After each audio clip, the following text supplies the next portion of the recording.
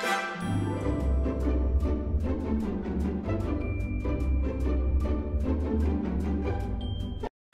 aku Indah. Pada video kali ini aku mau share buku pengembangan diri atau buku self improvement terbaik menurutku yang udah aku baca. Dan video ini dibuat karena banyak banget yang request untuk aku bahas buku pengembangan diri. Aku akan share 9 judul buku pengembangan diri yang bisa kamu baca. Tanpa berlama-lama, langsung aja kita mulai. Buku yang pertama yaitu Filosofi Teras karya Henry Manampiring. Buku ini membahas mengenai penerapan filosofi stoicisme dalam kehidupan saat ini. Di buku ini kita diajarkan untuk menemukan kedamaian dalam hidup melalui diri sendiri, bukan ekspektasi di luar kendali kita. Gimana caranya mengatasi baper, mengatasi emosi atau musibah yang terjadi dalam hidup kita. Dalam buku ini juga dijelaskan bagaimana kita bisa bersikap legowo atau berlapang dada. Kita fokus saja pada apa yang dapat bisa dikendalikan. Karena manusia tidak bisa mengendalikan semua hal. Aku suka banget sama bukunya dan aku juga udah pernah review bukunya. So, buat kamu yang mau tahu lengkap tentang Filosofi Teras, bisa nonton review bukunya. Ini bukunya Robert T. Kiyosaki. Aku suka banget sama bukunya dan disebut-sebut sebagai buku pengelolaan keuangan sepanjang masa. Si penulisnya juga udah melahirkan banyak buku laris dan kebanyakan bukunya itu pasti diawali judulnya oleh kata-kata Rich Dad. Kemudian pertanyaannya, buku ini membahas tentang apa sih? Jadi buku ini bercerita tentang si Robert yang diasuh oleh dua ayah, yaitu ayah kandungnya yang miskin dan ayah sahabatnya Mike yang kaya. Salah satu hal yang aku inget banget dari buku ini adalah bagaimana penulis memberikan resep bagaimana menjadi seorang yang kaya raya. Bunyi resep atau peraturan tersebut adalah: pertama, pahami perbedaan aset dan juga kewajiban. Lalu yang kedua, belilah aset.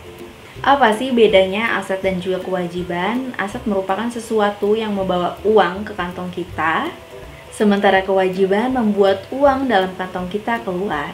Katanya, peraturan sederhana ini dilakukan oleh orang kaya, namun tidak dilakukan oleh kelas menengah atau orang miskin.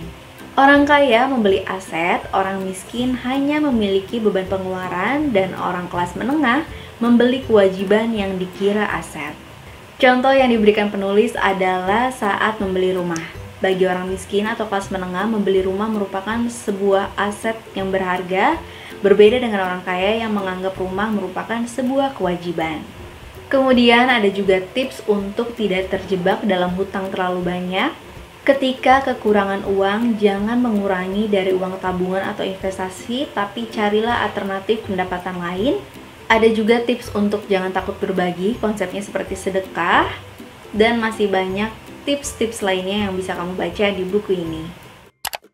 Buku yang ketiga yaitu Bicara Itu Ada Seninya, karya Osu Yang. Buku ini cocok banget buat kamu yang ingin mengetahui lebih banyak lagi tentang berkomunikasi. Karena di buku ini juga ada tips bagaimana berkomunikasi dengan baik.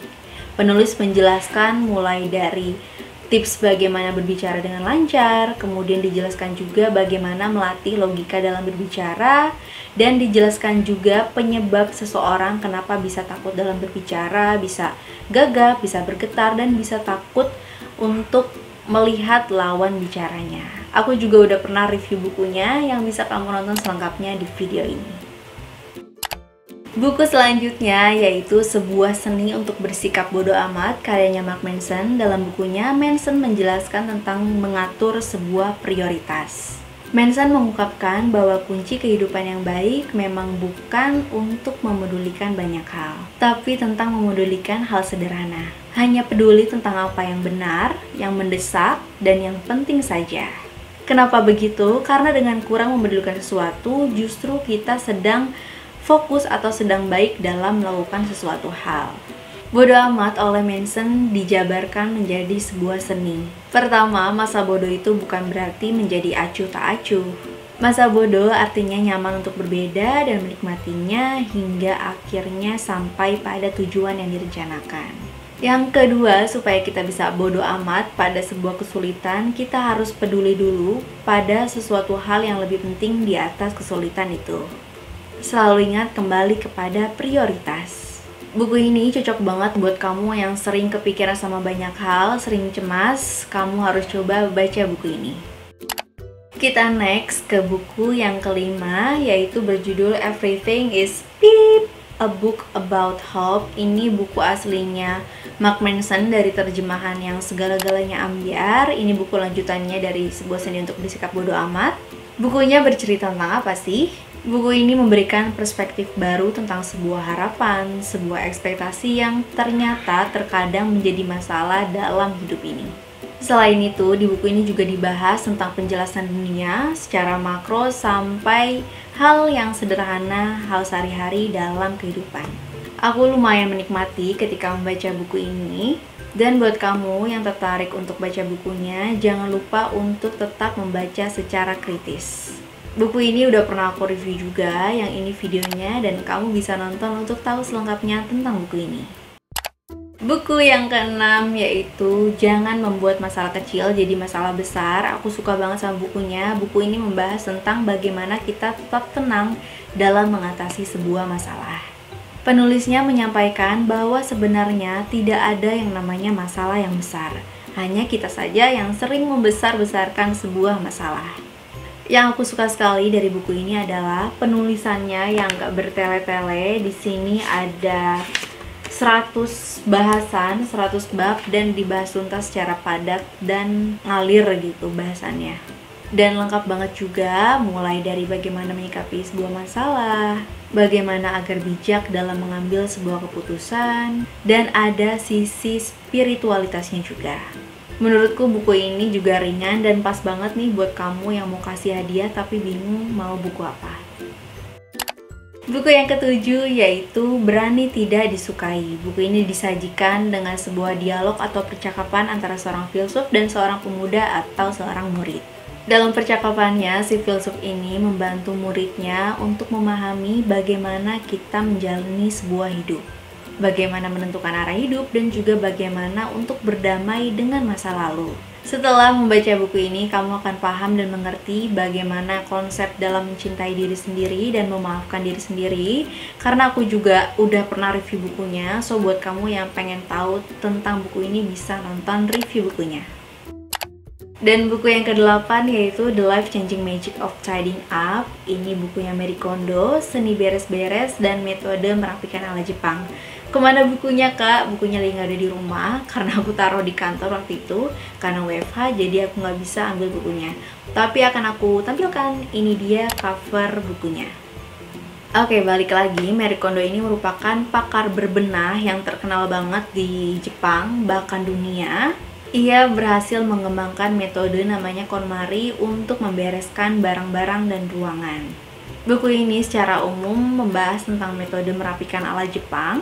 Di dalam buku ini, pembaca akan diajak untuk melakukan bersih-bersih step by stepnya, bagaimana membersihkan supaya nggak sering-sering tapi efektif.